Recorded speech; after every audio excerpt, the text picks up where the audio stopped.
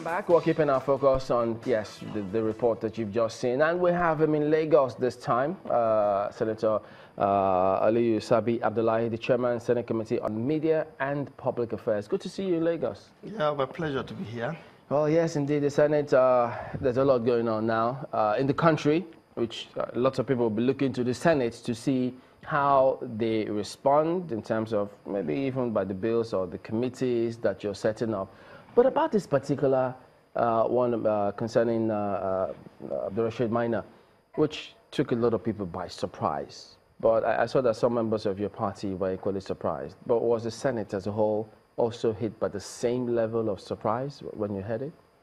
Well, thank you, Chamberlain. I think it's right for us to say we are, of course, living in interesting times.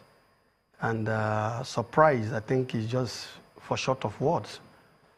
Definitely the Senate was surprised, and I think that explains why that motion by Senator Misau, which he raised on issues of urgent public importance, was allowed. By our procedure, when you see that kind of thing, it shows that that is a consensus of the entire Senate for it to allow that issue to be brought in using Order 42 and 52, which allows you to now come up with such kind of issue. And I think the issue has been referred to committees so that they will look at everything surrounding what happened.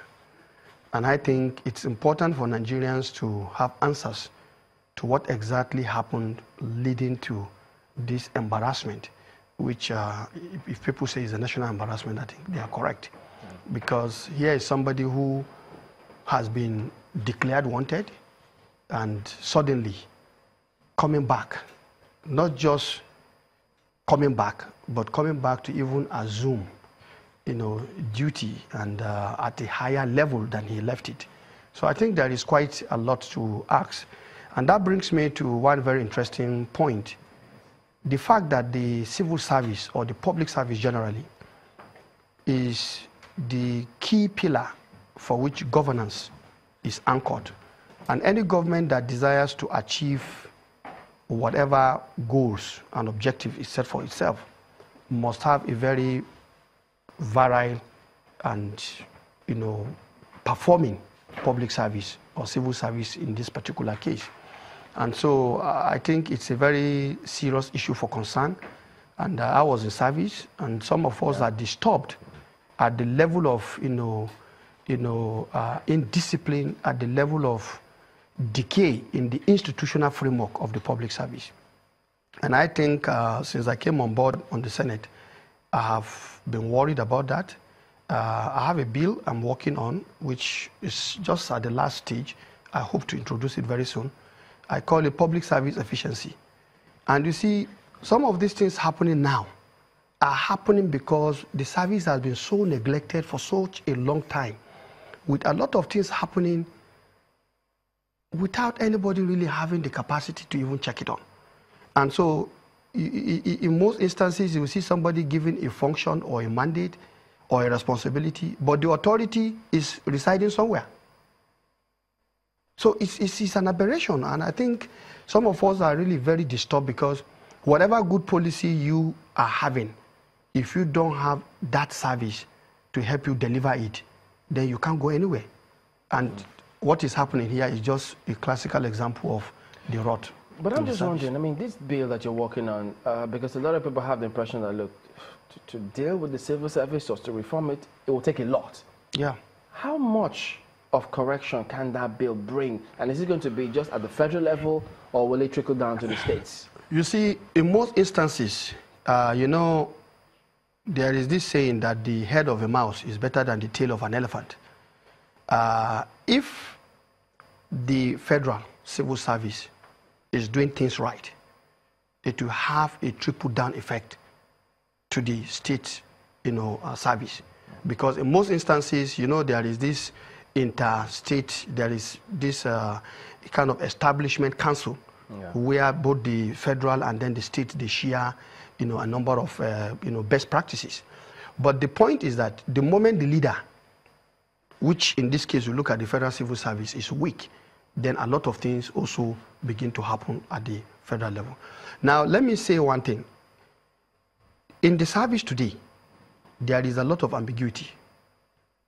And in this particular minor case, that ambiguity is playing itself out. Somebody is saying, no, it's the head of service. Somebody is saying, no, it's the Federal Civil Service. Somebody is saying, no, it's the PAMSEC, and so on and so forth. So, for me, coming from the service, my experience tells me that if you see people passing the buck, it's simply because of the first point I raised, where you give me responsibility, but I don't have authority. And so this idea of I'm directed, we have to break that I'm directed chain. Yes, it's good to be directed, but you should be directed and still be given that responsibility to be accountable also.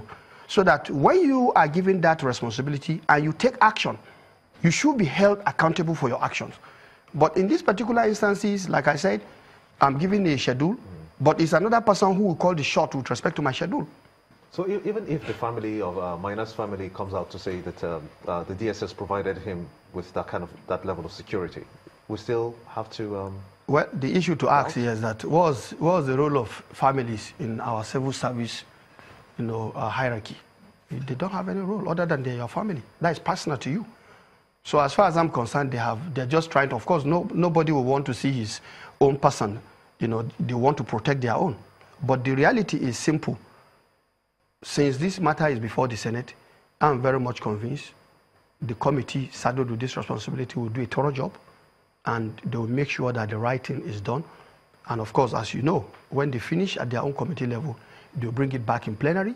And fortunately, in the Senate today, we have retired PAMSECs, and we have some very top level people who have left the service who know the procedure and the protocol to be followed. In most instances, some of these things you can't even, because they are just fluid. They are fluid. And that is the point. And that is why we are making this effort.